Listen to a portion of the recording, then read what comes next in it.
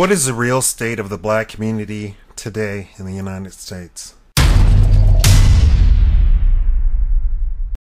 Welcome to the Shikama Live Show with your host, Shikama, in association with www.LasVegasNevadaDUI.com. If you have been watching my videos and going through my videos and seeing the subjects that I talk about, how I present them, the words that I use, which are all carefully scripted by me, you would understand quickly that I talk about black people, and I even talk about subjects from the black perspective.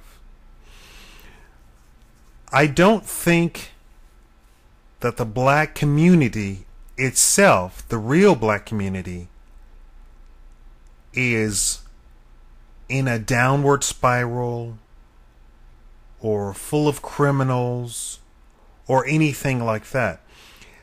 In fact, I believe the exact opposite. I believe that the middle class and upper class in the black community are completely unrepresented. This is why I always try and present to you the data for the black middle class.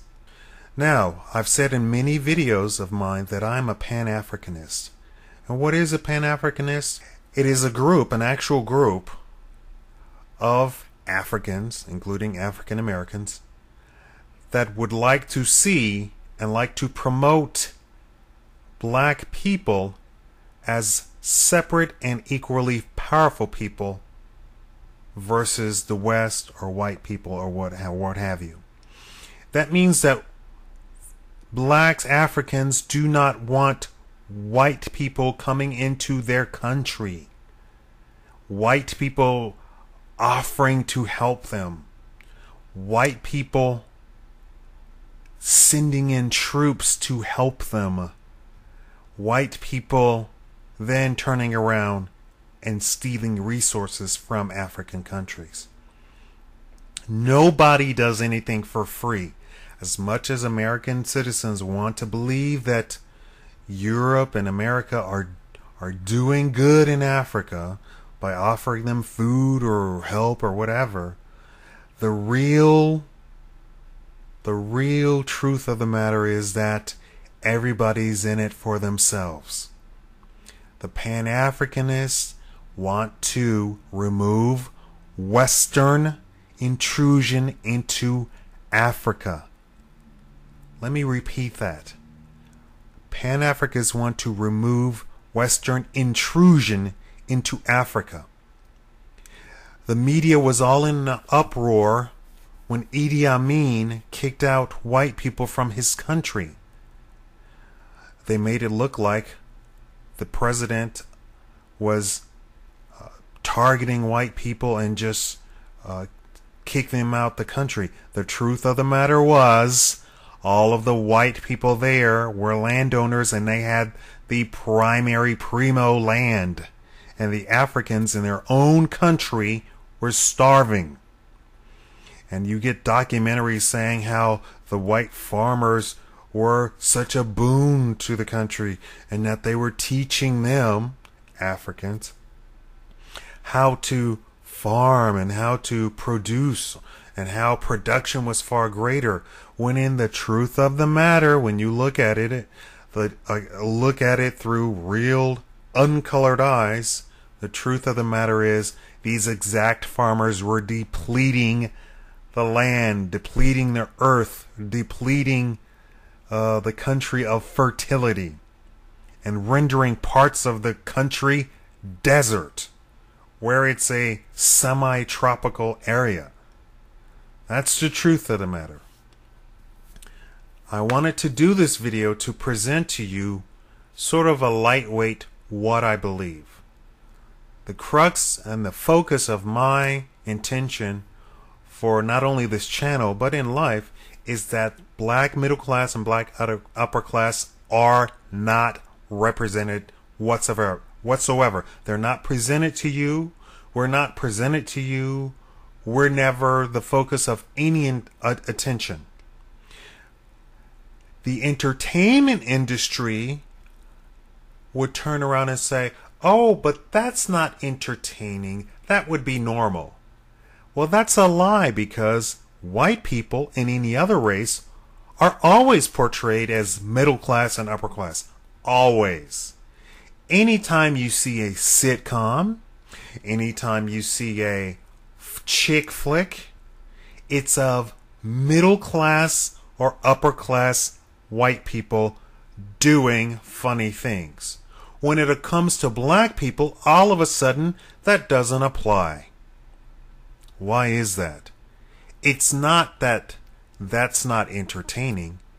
It's because they are systematically and on purpose putting criminals and lower class black people before you. That is what they want you to think of us. That is what they want you to think of yourself if you're black. You have middle class young black men walking around with their pants sagging down. Middle class. You have middle class young black men rapping about their hard times in the hood and making and selling hundreds of thousands of albums off of it. You have middle class black young men being played for fools and their dignity completely taken by the music and entertainment industry. Why? Because the only work they can get as a black man is if they portray a criminal or lower class black person. It takes a black man to be a millionaire and fund his own entertainment before you see something like Brewster's Millions, or Coming to America, or School Days, or Do the Right Thing. And then you have buffoons and coons like Tyler Perry. That's all I'm going to say about that. My purpose and intention with these videos is to put forth imagery of middle class and upper class black people who are not entertainers. Normal, middle class, and upper class black people. You never see it. When I first started writing, and when I first started writing articles and writing newspaper columns and writing blogs, and when I would do my own searches for my own photography, for my own pictures, and my own visual content, searching for anything black and normal was an impossibility. It's gotten much better, and now I notice that the stock photos that you pay for or that are royalty free are now including black people in those normal activities. Even 2 years ago, that was not the case. You could not see a picture of a middle class black family doing anything. Now, it's getting better. Now I can find those photos. I went so far as to walk around my city and photograph black people doing regular things, sitting in a park, shopping, sitting on a bench, being dressed normally, dressed normal as normal people with, a collared shirt, slacks, shoes, leather shoes. I went with my white roommate and went on photography adventures and take pictures of black couples, older black couples, middle-aged black couples, middle-aged black people, black men acting and behaving in a normal fashion, which is not a rarity. It is common. That's the whole idea and the whole point of middle class. I want to educate not only black people, but white people and other races, but mainly black people, as to the black middle and upper class. I was watching a video of a guy who's doing something similar. He has associates with friends who he's associated with friends who are doing more proactive things like a Stop the Violence campaign. I don't have that number off the top of my head, but he's doing the same sort of things. He's presenting black people with information. And one of the things that one of his activist friends says, this activist friend has one of his components of his group or his project is that he takes inner city black kids, load them up on a van or a bus, and take a field trip. He takes field trips to Washington, D.C., to New York, to Broadway, to the Chicago Stock Exchange. And he said he made a very poignant point, a very good point. A lot of black people and a lot of the lower class black people do the things that they do because they are not exposed to anything else. And that is exactly what I am attempting to do with my videos. A lot of news is given in a false light, is presented in a false light with the intention of having feminist input, of having racist input. Racist in terms of making sure that black people are never portrayed in a dignified manner. I speak perfect English to make sure you see a black man speaking in a dignified manner. Why? Because we don't see black men speaking in a dignified manner. Otherwise, you wouldn't have stupid, idiotic comments like, "Oh, that Obama, he's so eloquent." He's not eloquent, he speaks English. This is how English is spoken. Denzel Washington, he's so eloquent. Or the converse, "Oh, that Obama, he's such an uppity Negro. You see how he talks?" I present my videos and my content to get across and put out there content of a black man speaking in a dignified manner. A black middle class person. A black man who isn't ignorant of subject-verb agreement. A black man who is educated. And there is more of me than there are of these Ice Cubes and Jay-Z and Kanye and I don't get into that, so I can't even come up with the names. I want to present content that shows and exposes and puts out in the mind of America the black middle and upper class. I was upper class. I was rich at one point, or my family was rich at one point. A lot of people love to say, "Oh, that wasn't you. That was your mother or your father or your parents or what have you." Okay. My family was very, very, very rich at one point, and we lost our wealth due to some very bad decisions, which went against what I advised, but nobody pays attention to me and my family because I'm so young. In my family, if you're under 40, you're young. You're not to be paid attention to. You're not to be listened to. My family is very hierarchical. The firstborn, the eldest, gets the say-so. The previous generation gets the say-so. The generations after that do not get to speak. In my family, do not get to speak. It's a very, very civilized, dignified family.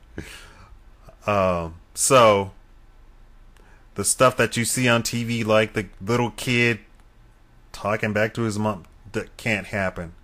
Not only can we not talk back to our parents in my family, we can't speak at all. We are to nod and say yes and please and thank you. That's it.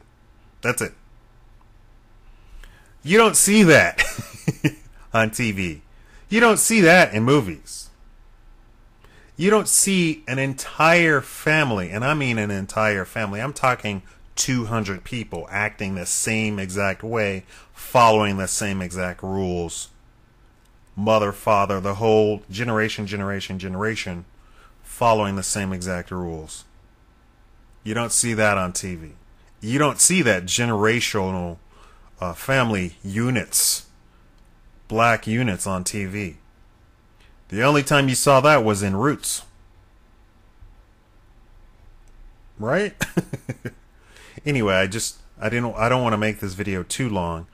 I just want to put out there that I promote black people, that I promote the black middle class, that I promote the black upper class. Because that's where it's at. That's where it's at. That's where our power comes from. The power does not come from running around talking about black power, wearing dashikis, speaking bad English, and saying that you're going to embrace Ebonics. No. This world runs on money. This world runs on wealth. As a promoter of black people, I have to, first and foremost, promote black wealth. And that is what I'm doing to you. Exposing you to black wealth. Exposing you to black middle class. Exposing you to black upper class. Exposing you to education. Exposing the lies. Please take a look at my video of the top 10 most false, fake lies said about black men. I'm exposing what is going on, what you are seeing. People do it all the time. Is exposing the lies that are going on. For instance, they expose that CNN will do a piece about something in the Middle East, and then they'll say, let's go to our live broadcast of our news, our field reporter. And then you'll see a piece of a field reporter, and he's with military-like looking guys, and they hop into a van, and you hear shots and what have you. And then the person making the video exposes it and says, I want you to pay careful attention. This person, first of all, was not in the Middle East. They were in the desert of New Mexico, and this was all staged. None of this happened. This footage over here of this plane crashing didn't happen. This 1942 documentary photography or a film is not a picture of people dropping the atomic bomb. It's staged. A lot of the news is staged. So you have people who expose it. Why? Because we are in the day and age where psychological warfare is going on. To get your support, they stage these events, make them as horrible or amazing as possible, and then have you decide that you want to support what the president is doing, what the Congress is doing. I am the other guy. I'm the one who's exposing the staged stuff and exposing what's going on with them portraying black people as poor and criminals and uneducated, broke, completely ignorant of all sorts of subjects. I don't want you to be ignorant of the subjects. And I cannot, and I detest anybody coming into my channel. I won't block you or anything, but I detest people coming onto my channel talking about why can't we all just get along? Why can't you ignore race? Because race is not ignored. Race is put in front of your face 24 hours a day. And if you're black, you should know that black people are portrayed in the worst possible light as being the criminals, as being the aggressors, as being the cause of everything that ails America. 10% of the population, even less. If 8% of black people are in jail, then only 9%, 7% of black people, or 7% of the population is alive and well, and supposedly causing problems, causing the problems that ails the entire United States. This is the psychological warfare that is going on against black people. Race is put out there. I'm here to portray the black middle class, to show you the black middle class, to expose to you the black upper class, and not celebrity. Celebrity doesn't count. They haven't earned anything. They were discovered, or they went after being discovered. And they are told what to do, when to do it. Oprah Winfrey pretends to be this sanctimonious creature now. But when you hear other people talk about her, and say, oh, she did things. She did all of these things. She had midgets on her show. She had gay people on her show. She had feminists on her show. She does all of this stuff, and she continues to do this stuff to get viewership, to create content, to be one of the cool kids for Hollywood, for New York, for Broadway. She continues to do this. She's not doing anything for black people. She's not down for the average citizen. She's not trying to empower the average citizen. She does nothing to promote and help and assist the average citizen. She's doing stuff for content of her show, to have the best content, the most content out there. If she could, she'd have an entire month of people getting their heads bashed in. If that were seen to be the trend, she would have it on her show. I'm exposing the black middle class, the black upper class, so you can see real live people who invented stuff, who started businesses, who created stuff, who worked hard, who earned their money, who went to business school, who started businesses and became CEOs, or by virtue of them starting it, they are the CEOs and presidents and CFOs, chief financial officers, chief executive officers, chief operation officers. So you can see this, and so you can be exposed to this. My content is going to be out there, I'm assuming, forever. I see my videos on Chinese sites, on Korean sites, on Filipino sites. They're shared everywhere, and when I look at my analytics, nearly every country on the planet sees my videos. I want to show the black middle class, and it is about race. This day and age, it's about race. So don't come at me talking about we need to not look at race. It's about race. Get over it. We need to deal with it. I know what the game is. I know what's going on. I'm trying to tell you, and I'm trying to educate my people as to what is going on.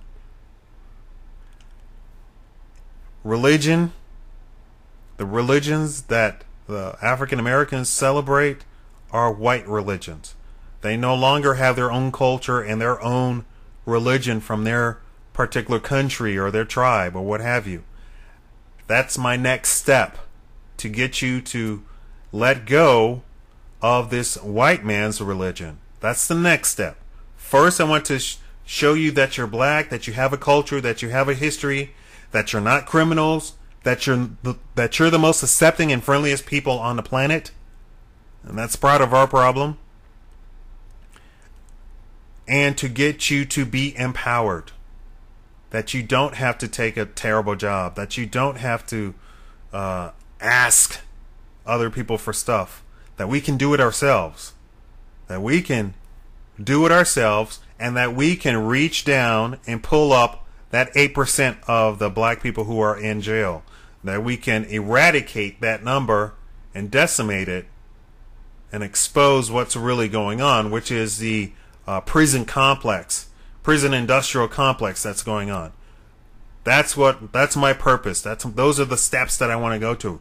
I have some certain steps, but the first thing I want to do is to get to you and expose to you and let you see black middle class, educated black people, people with median incomes and upper incomes. You need to see this. I'm battling all of the bombardment of black criminality, black uneducated, black ignorance that you see day in and day out. Court TV, daytime TV, talk show TV, portraying black people as buffoons and coons and shucking and jiving and just acting silly and not being educated. We're not that way. I don't personally know any black people who talk like that. In my personal life, my group of friends, and the people that I see, I don't see black people who talk like that. All the black people I know talk like me. All of them.